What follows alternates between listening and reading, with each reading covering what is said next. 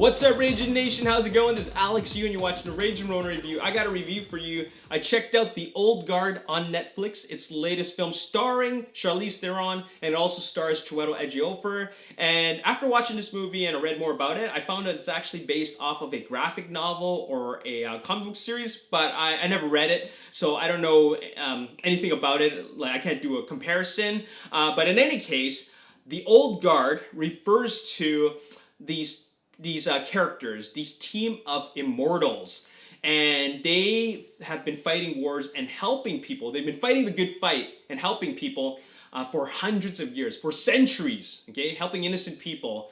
And up to this date, they're still doing the same thing. In modern day, they're doing that, except they are now a team of elite special forces operators who are hired to carry out deadly missions because, well, obviously they have a very unique skill set, and that is not dying. And it's not like they can't die per se, but like they'll die, but then they'll come back up. Like they'll reawaken, and then they'll continue carrying out their mission. The idea is that they don't fear death, so they'll just do whatever, right? So to carry out their mission, it's not like they're walking and then just taking bullets, like they're impervious to bullets. They can still get shot, they can still bleed, they can still get cut up, and they'll die as they'll go down as a result of all that, but their wounds will heal, kind of like Wolverine, or Logan rather, and then and then they wake up. So that's the Immortals. That's who they are, okay? And then there's the antagonist aspect of the film, as I've explained about the protagonist. Here's the antagonist. So, the antagonists are opportunists. They see that there's these old guards who exist, these immortals, and these opportunists are working for a pharmaceutical company. And they want to do what everybody else wants, and that is live forever. They want to create the ability to sell something that'll help people live forever. You know, outliving old age, outliving cancer, outliving leukemia, all these terrible things. And to do that, they want to capture one of these immortals and extract their DNA so they can sell it, right? And obviously, the old guards disagree with this, and that's where the conflict comes in. So I really like that premise. I like that concept. It's a very interesting concept, and it's a major selling point for this film. Another thing that I really like this movie is that they treat the immortals, I like the way they treat the immortals. For example, just like I explained, they're not invincible. Okay, so I think people need to understand the difference, and they're not invincible. It's not like they're Superman and they walk into a room and people are shooting at them and bounces like bullets just bounce off everything, and they're picking up guys with superhuman strength and throwing them through walls. It's not like that at all. These immortals, like I said, they can get cut, they can get shot, like bullets bleed out and all that, and they will go down as a result of all that damage, right? But after a little moment, they wake back up. So, like, I like how they handle that, because at the end of the day, they are still human. They can get caught, bind it up with their hands tied, and they won't be able to get out of that because they're still human.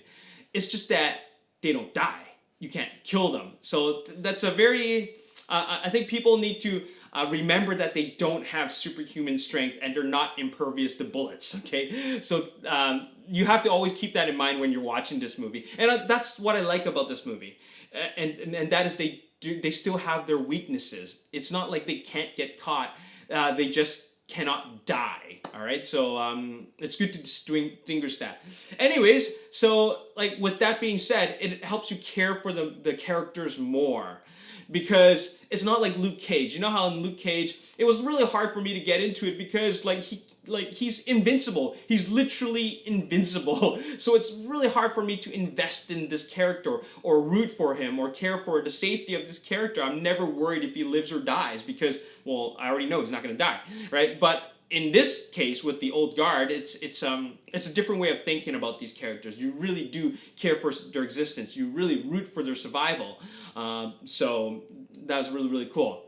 So with regards to this film, it's an action movie, of course. There's a lot of fighting in this movie. There's a lot of gun action. There's a lot of hand-to-hand combat. And I really enjoyed that aspect of the film. But I'll tell you something.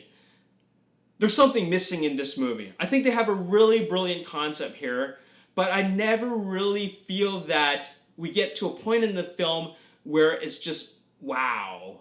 You know what I mean? I feel like there's more they can really do with this film. And after watching this film, I realized that this film is like, this film really just sets up a better movie. I feel like it's not all there. I feel like this is just a teaser for something that is going to be even more amazing. Like, I like the concept. I like what they did with the movie. I like the characters, but I never really got completely blown away by it. And I think that I should have been, because they have this brilliant concept. They have this idea that is very easy for me to wrap my head around. And unfortunately, we had a pretty weak antagonist element. I like the idea of it, but they didn't do enough with it. You know what I mean? I feel like something is really missing there to really make you feel like, okay, that was an awesome movie. This is a good movie. Okay, I don't think it was great. I think it was good because it had a really cool concept. And for the most part, they did a decent job with the execution, but they only did the bare minimum. I feel like there should have been way more.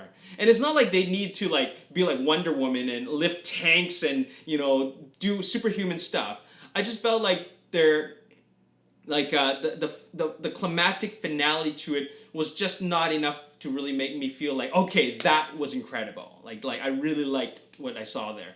So once you watch the ending of it, you feel like, okay, you know for sure that should they decide to make a sequel, it's going to be better than the first one. Because now they can do a lot more. The first film was about introducing the characters and only doing the bare minimum, whereas the second film is all about doing a lot more. So that's the way I saw it.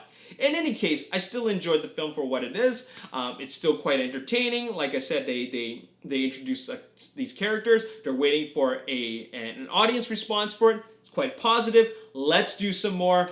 I'm going to give the film a 7 out of 10. Okay, it's a decent film. It's a good movie. It's not a great movie. It's a good movie. It's got some decent action in it. I like how she handled herself. But between this one and Atomic Blonde, I'm going to go with Atomic Blonde. There's some pretty mind-blowing action scenes in there. Excuse me. But this one really felt like a bit of a step down. Okay? So there you have it. Anyways, that's all I got to say in this review. Like I said, 7 out of 10. And it's still worth checking out. So do go check it out. And hopefully they come out with a sequel. As always, if you enjoyed this review and you want to see more, make sure you hit the like button, subscribe to the YouTube channel, like me on Facebook, The Ragin Nation. Also follow me on Twitter, Ragin Nation. My name is Alexi. Thanks for watching. See you next time. Peace.